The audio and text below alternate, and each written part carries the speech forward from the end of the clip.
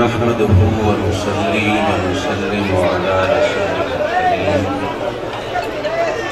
أما بعد فأعوذ بالله من الشيطان الرجيم بسم الله الرحمن الرحيم فلنحيينه حياة طيبة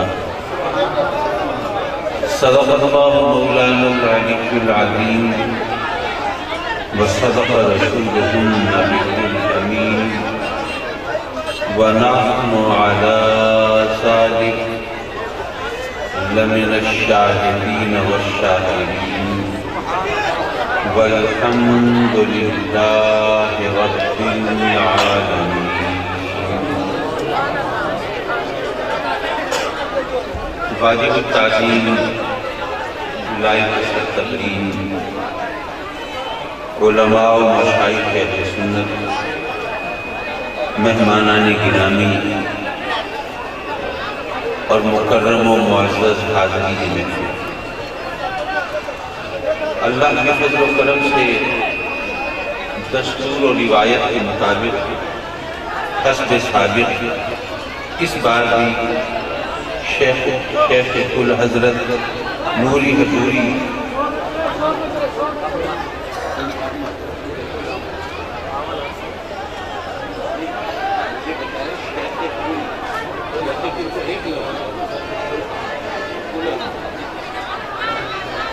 معاف کیجیے، نام کا مبارکہ تھا وہ حضرت نے دور فرمایا. حضرت شیخ احمد نوری حضوری رحمت اللہ تعالی علیہ ونور اللہ برکتہ کے سالانہ اس مبارک کی محفل میں حاضری کا موقع میسر آ رہا ہے، اور ہم سب ماننے والوں کے لیے یہ سعادتوں کی معراج ہے اور خوش بختی کی علامت ہے. حضرت محترم رب کائنات نے اپنے بندوں کی ہدایت کے لیے سلسلہ نبوت و رسالت جاری فرمایا. حالانکہ اگر وہ چاہتا تو ہر ایک کو ڈائریکٹ ہدایت دے سکتا تھا، اس کی کوئی مجبوری نہیں تھی، کوئی فنڈز کا پرابلم نہیں تھا، کوئی اور دقت اور دشواری نہیں تھی.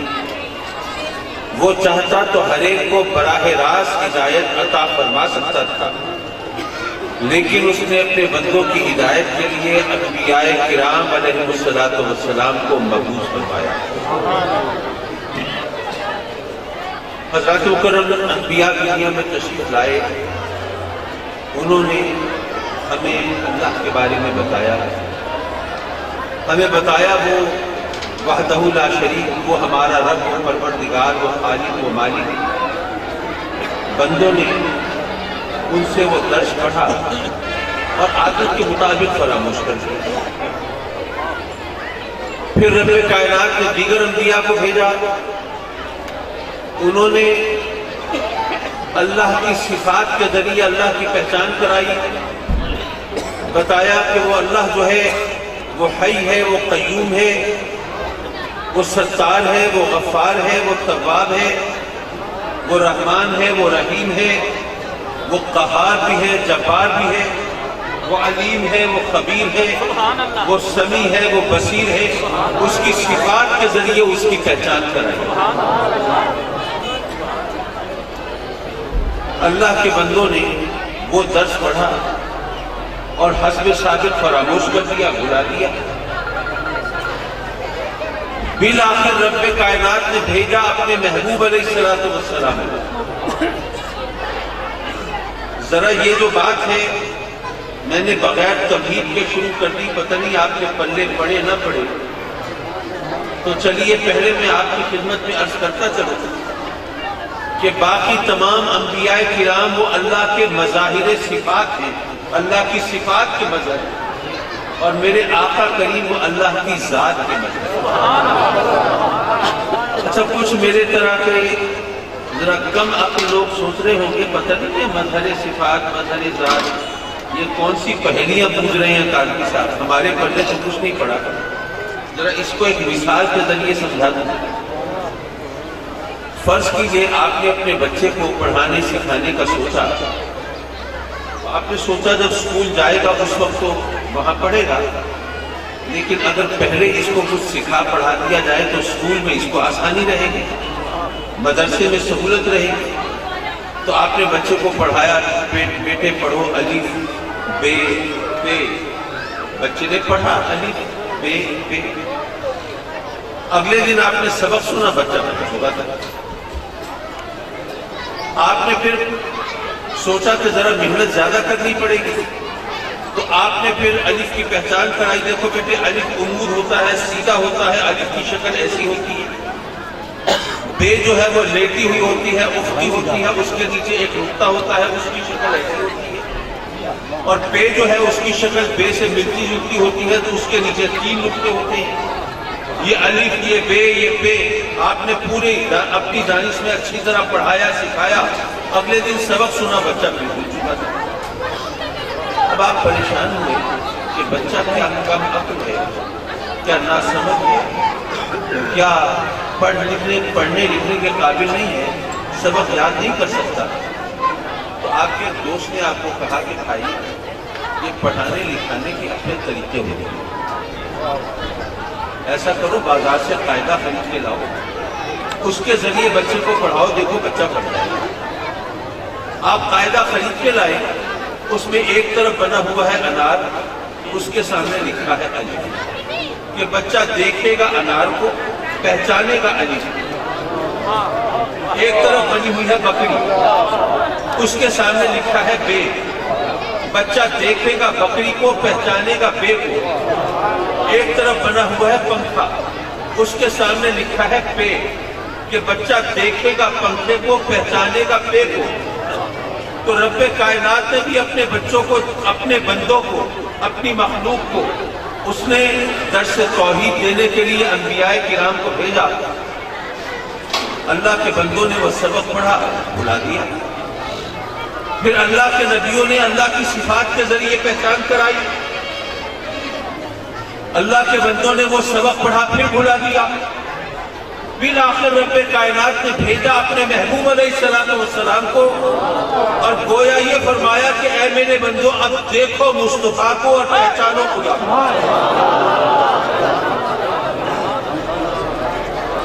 کہ اللہ کی قدرت کے جلوے جہاں نظر آئیں گے تو اس کو پہچان سکو گے۔ آپ ذرا سوچئے، آپ میں سے بہت سے لوگوں کو حج و عمرے کی سعادت ملی ہوگی، کچھ لوگ تو وہاں کمائی کے لیے بھی جاتے ہیں، تو آپ کو تجربہ ہوگا کہ عرب کے لوگ بڑے مستقل مزاج ہوتے ہیں۔ میں نے مستقل مزاج کا لفظ احتیاطاً استعمال کیا، ورنہ میں کہہ سکتا تھا کہ بڑے ضدی ہوتے ہیں، ان سے کوئی بات منوانا آسان کام نہیں ہوتا۔ اچھا اب تو تعلیم عام ہو گئی، روشن خیالی ہو گئی، دلیل کے ذریعے بات منوانا کسی حد تک ممکن ہو گیا، لیکن آج سے 1500 سال پہلے کسی سے کوئی بات منوانا کتنا مشکل ہوگا۔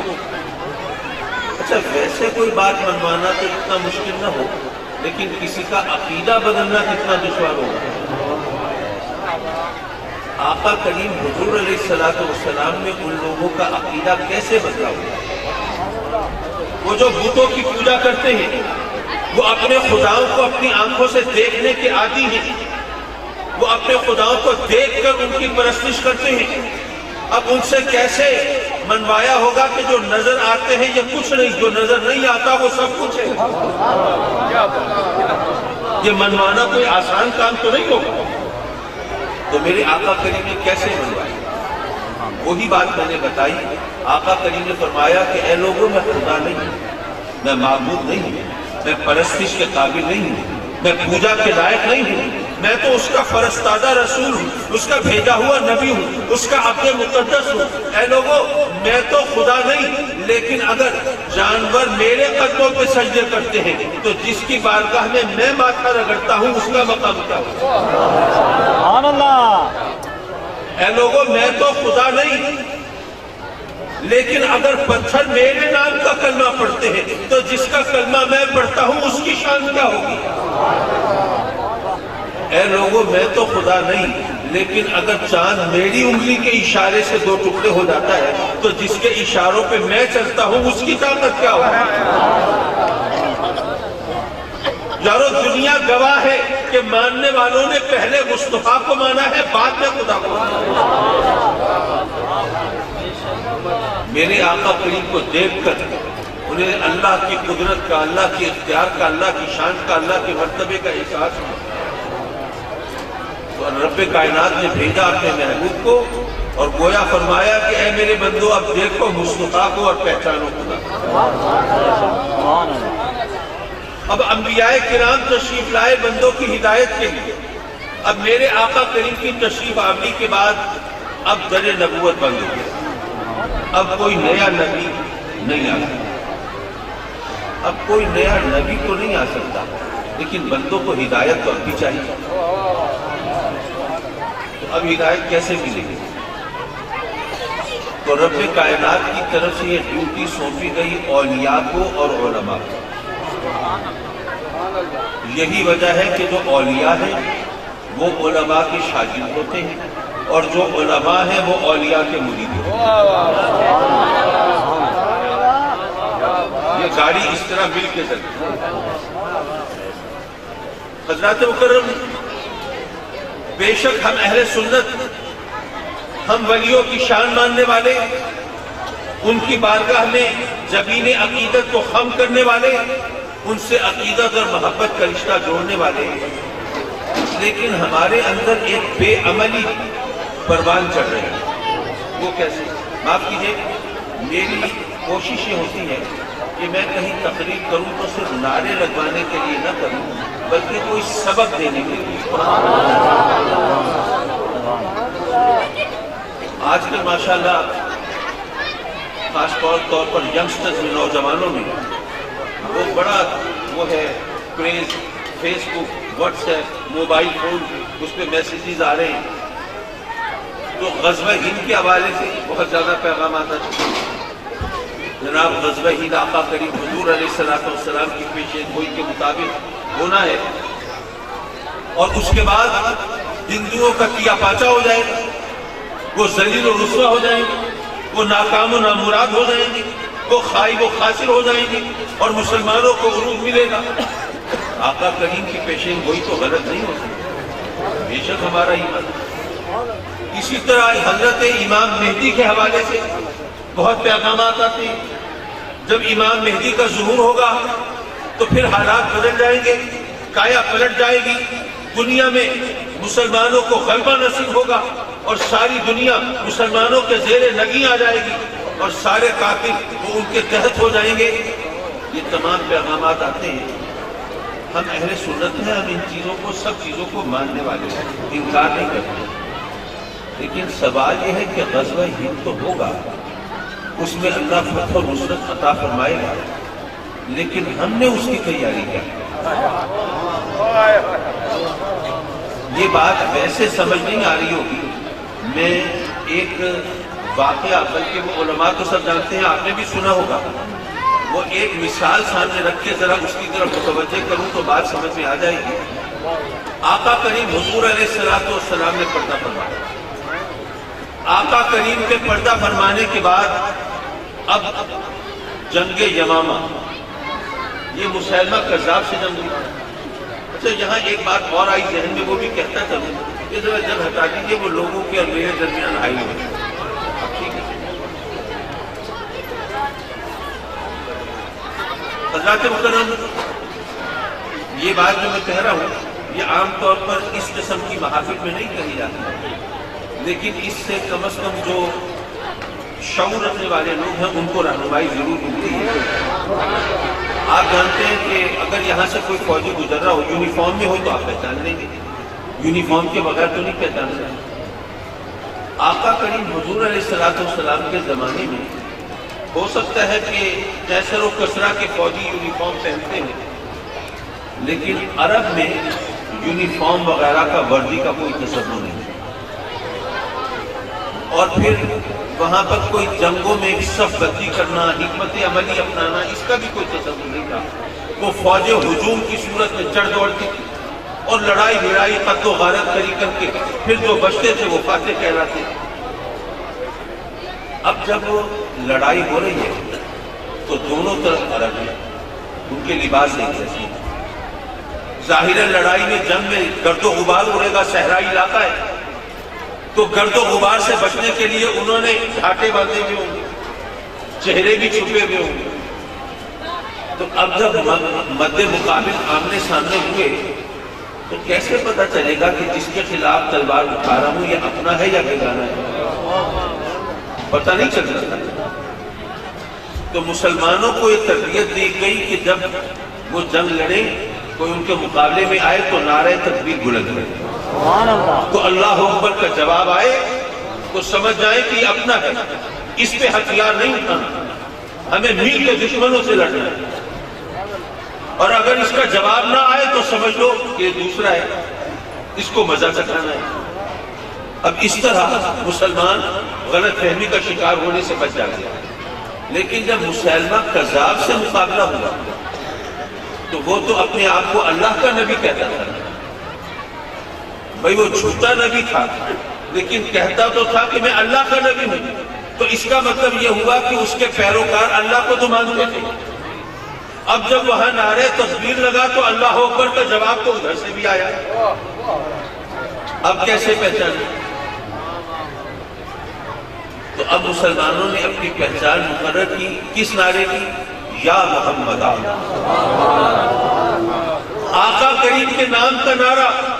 یہ مسلمانوں کی پہچان اور شناخت آج نہیں بنی، یہ صدیق اکبر کے زمانے سے چلی آ رہی ہے۔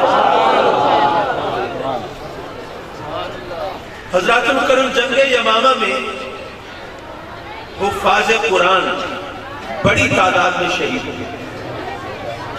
جب سیدنا عمر فاروق کے علم میں یہ بات آئی کہ کافر وہ مسلمہ کذاب کے مقابلے میں جو جنگ ہو رہی ہے اس میں حافظ قرآن جو ہے وہ اتنی بڑی تعداد میں شہید ہو رہے ہیں، تو حاضر ہوئے سیدنا صدیق اکبر کی بارگاہ اور عرض کی کہ جی اس طرح حافظ اتنے شہید ہو رہے ہیں تو آپ فوری طور پر حکم جاری کریں کہ قرآن جو ابھی بکھرا ہوا ہے، جو منتشر ہے، کہیں درخت کی چھال پہ، کہیں جانوروں کی کھالوں پہ، اور کہیں وہ ہڈیوں پہ، کہیں کاغذ کے ٹکڑوں پہ، وہ اس طرح منتشر مختلف اوراق میں لکھا ہوا ہے لیکن کتابی صورت میں جمع نہیں کیا گیا۔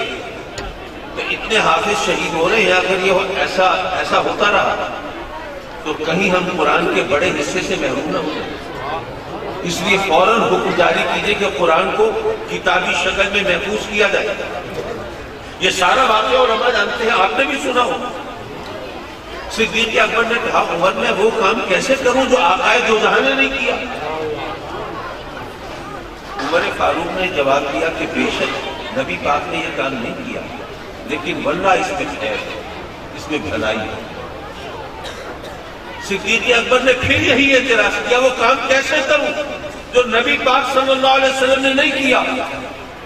عمر فاروق نے پھر وہی جواب دیا کہ بے شک نبی کریم نے نہیں کیا لیکن ورنہ اس میں خیر ہے، اس میں بھلائی ہے۔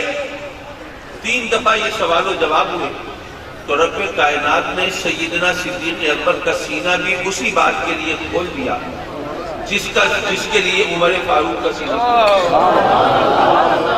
اب یہاں علماء کرام ہمارے مقررین اور خطبہ اپنے عقیدے کے ثبوت کے لیے وہ بتاتے ہیں کہ دیکھیے یہ جو ہر چیز کو بدعت کہہ کے یا غلط کہتے رہتے ہیں تو یہ بدعت 2 طرح کی ہے، ایک بدعت سیئہ ہے، ایک بدعت حسنہ ہے۔ یہ وہ دلیل دیتے ہیں، بے شک یہ دلیل بہت مضبوط ہے، ہم مانتے ہیں، لیکن جو میرے خیال میں جو اصل پیغام ہے وہ لوگوں تک نہیں پہنچا۔ ذرا توجہ ہے نا، یہ جو علماء اور خطبہ ہیں ان کو فن آتا ہے، یہ آپ سے سبحان اللہ کہلواتے ہیں، لوگوں کو ساتھ لے کے چلتے ہیں، آپ پوری طرح متوجہ رہتے ہیں۔ مجھے یہ فن آتا نہیں، میری مجبوری ہے۔ پھر میں یہ بھی سوچتا ہوں کہ آپ نے تو مجھے بلایا ہے بولنے کے لیے، میں اگر آپ کو بلواتا رہا تو میں کیا کروں گا؟ حضرات محترم، اب جو پیغام ہے اصل میں جو اس کو میں نے اہم سمجھا وہ یہ ہے کہ جب عمر فاروق نے عرض کی سیدنا صدیق اکبر کی بارگاہ میں کہ حفاظ قرآن شہید ہو رہے ہیں آپ مہربانی کریں فوراً حکم جاری کریں کہ قرآن مجید کو کتابی صورت میں محفوظ کیا جائے، ورنہ ایسا نہ ہو کہ ہم قرآن کے بڑے حصے سے محروم رہ جائیں۔ تو صدیق اکبر نے یہ جواب نہیں دیا کہ عمر کیا بات کرتے ہو، کوئی ہوش کے ناخن لو، ارے قرآن کی حفاظت کا ذمہ تو خود اللہ نے لیا ہے، اِنَّا نَحْنُ نَزَّلْنَا الذِّكْرَ وَإِنَّا لَهُ لَحَافِظُونَ، یہ تو اللہ نے اس کی حفاظت کا ذمہ لے لیا ہے، ہمیں پریشان ہونے کی کیا ضرورت ہے؟ کیا یہ جواب دیا؟ نہیں۔ کیا ان کو نہیں پتا تھا کہ قرآن کی حفاظت کا ذمہ اللہ نے لیا؟ معلوم؟ پھر وہ کہتے تھے کہ عمر تم خامخواہ کہتے ہو میں پوچھتا ہوں، یہ تو اللہ کا کام ہے، اس نے حفاظت کرنی ہے، چاہے سارے حافظ شہید ہو جائیں، چاہے دنیا میں کوئی نہ رہے، لیکن قرآن تو محفوظ رہنا ہے، یہ تو اللہ کا وعدہ ہے اور قرآن میں وعدہ ہے، تم خامخواہ پریشان ہو، جاؤ گھر میں آرام سے بیٹھو۔ یہ نہیں کہا، بلکہ قرآن کو محفوظ کرنے کا حکم جاری کیا۔ یہاں پہ ہمیں پیغام کیا ملا؟ پیغام یہ ملا کہ جس کام کا ذمہ خود رب کائنات نے لیا ہو، بے شک ذمہ اس نے لیا ہے، لیکن وہ کام کرنے کے لیے جن کو چنتا ہے ان کو عزت دیتا ہے۔ تو اس لیے اگر کوئی ایسا کام ہمیں کرنا ہو تو وہ ہمیں یہ سمجھنا چاہیے یہ ہمیں عزت مل رہی ہے، یہ نہیں کہ جناب نہیں یہ تو ہونا ہی ہے۔ جیسے آج کل لوگ کہتے ہیں کہ غزوہ ہند میں جناب فتح تو ہونی ہے، ہمیں تردد کی کیا ضرورت ہے؟ اگر اسی طرح پڑے رہو گے بیٹھے رہو گے، اگر کوئی غزوے کی تیاری نہیں کرو گے تو اس کا مطلب یہ ہے کہ رب کائنات نے ایک کام ہم سے نہیں لینا، ہم اسی ذلت و رسوائی میں گزر جائیں گے، پھر وہ آنے والی نسلیں جو اس کی تیاری کریں گے پھر یہ مقدر ان کا ہوگا۔ اگر آج کشمیر میں لوگ محصور ہیں، 60 روز سے زیادہ گزر گئے، کرفیو چل رہا ہے، وہ جناب بھوک اور پیاس کے ہاتھوں موت کو گلے لگا رہے ہیں، لیکن پھر بھی وہ گھٹنے نہیں ٹیکتے اور انڈیا کے سامنے ہتھیار نہیں ڈالتے، ہار نہیں مانتے۔ بے شک یہ استقامت تو آقا کریم کے دروازے سے ان کو مل رہی ہے، لیکن سوال یہ ہے کہ ان کی مدد کے لیے ہم دعاؤں کے سوا اور کیا کر رہے ہیں؟ سبحان اللہ۔ میں مانتا ہوں کہ آج وہ دور نہیں ہے کہ آپ 50، 100، 1000، 2000 بندے لے کے اور پہنچ جائیں جہاد کرنے کے لیے، وہ دور نہیں رہا۔ اب اس کے لیے دوسری حکمت عملی اپنانی پڑے گی۔ لیکن یارو کیا وجہ ہے کہ وہ جو مہذب ممالک ہیں، وہ جو ترقی یافتہ ممالک ہیں، وہاں پر تو ہر شخص کے لیے فوجی ٹریننگ لازمی ہے۔ ہمارے ملک میں بھی پہلے سکولز کالجز میں یہ ٹریننگ لازمی تھی، پھر وہ بوجوہ ختم کر دی۔ اچھا میں اس کو غلط نہیں کہتا، جو وجہ تھی وہ صحیح تھی۔ جہاں بے روزگاری ہو، جہاں مہنگائی ہو، جہاں غربت ہو، اگر وہاں پر آپ نوجوانوں کو اسلحہ استعمال کرنے کی تربیت دے دیں گے تو نتیجہ کیا نکلے گا؟ یہ بات ٹھیک ہے، میں مانتا ہوں، لیکن آپ کو چاہیے یہ تھا کہ آپ بے روزگاری ختم کرتے، آپ غربت ختم کرتے، آپ جرم کا راستہ ختم کرتے اور نوجوانوں کو ٹریننگ دیتے تاکہ ایک ایک نوجوان ملک و قوم کا سپاہی بن کے سامنے آتا۔ لیکن آپ نے غربت ختم نہیں کی، بے روزگاری ختم نہیں کی، مہنگائی ختم نہیں کی، الٹا وہ فوجی ٹریننگ کو ختم کر دیا۔ نہ رہے گا بانس، نہ بجے گی بس یہ قوم آرام کوش ہو جائے، یہ سہولت و آرام میں رہنے کی عادی ہو جائے، جن کو ہتھیار اٹھانا نہ آتے ہوں اور جن کو ہتھیار اٹھانا آتے ہوں وہ بس تفریق کاری کرتے ہوں، دہشت گردی کرتے ہوں، کبھی مسجدوں میں کبھی مزاروں پہ کہاں کہاں بموں کے دھماکے کرتے ہوں۔ حضرات محترم، یہ پوری قوم کا مزاج بدلنے کی ضرورت ہے، ان کو سمجھانے کی ضرورت ہے۔ یہ اللہ کے ولیوں نے تو اپنے عمل سے وہ درس دیے ہیں، ان کے عقیدے بدل دیے، ان کے نظریات بدل دیے، ان کے مذہب بدل دیے، ان کے زندگی کے طور طریقے بدل دیے، لیکن ولیوں کا نام لینے والے کیا کر رہے ہیں؟ ولیوں نے تو سب کچھ کیا، اور یہ زبانی کلامی باتیں نہیں ہیں، سب کچھ موجود ہے، تاریخ کا حصہ ہے۔ جب ہم بتاتے ہیں کہ حضور خواجہ غریب نواز رضی اللہ تعالیٰ عنہ نے 90 لاکھ ہندوؤں کو مسلمان کیا، تو ہندوؤں کے اور مسلمانوں کی سوچ اور ان کے نظریات میں زمین آسمان کا فرق، وہ جو ہر جگہ ماتھا ٹیکنے کی عادی ہے، ان کو بتایا کہ اللہ کے سوا کسی کے سامنے سر نہیں جھکے. وہ جو ہر ایک اپنی ضعیف الاعتقادی کی وجہ سے کبھی پتھروں سے، کبھی بتوں سے، کبھی جانوروں سے وہ توقعات وابستہ کیے بیٹھے ہیں. بندروں کو خدا مان رہے ہیں. ہنومان جی بندروں کو خدا مان رہے ہیں. ایسے لوگوں کو حضور خواجہ غریب نواز نے اگر مسلمان کیا اور ان کو یہ تلقین کی کہ یہ چاہے ہاتھی ہو، چاہے ناگ ہو، چاہے بندر ہو، یہ اور چاہے گائے ہو، یہ سب انسان کی خدمت کے لیے ہیں. انسان مخلوق کائنات ہے. ان میں سے کوئی تمہارا دیوتا نہیں ہے، کوئی خدا نہیں ہے، کوئی بھگوان کا اوتار نہیں ہے. حضرات مکرم ہمارے جن بزرگوں کے نام کا نام کو آراس منعقد کرتے ہیں، محفلیں سجاتے ہیں، بلکہ ان کے نام کے صدقے میں ہم کھاتے ہیں، ان کی سیرت کو نہیں اپناتے، ان کے پیغام کو اس طرح آگے نہیں بڑھاتے. ہم صرف کرامتوں کی بات کو کرتے ہیں.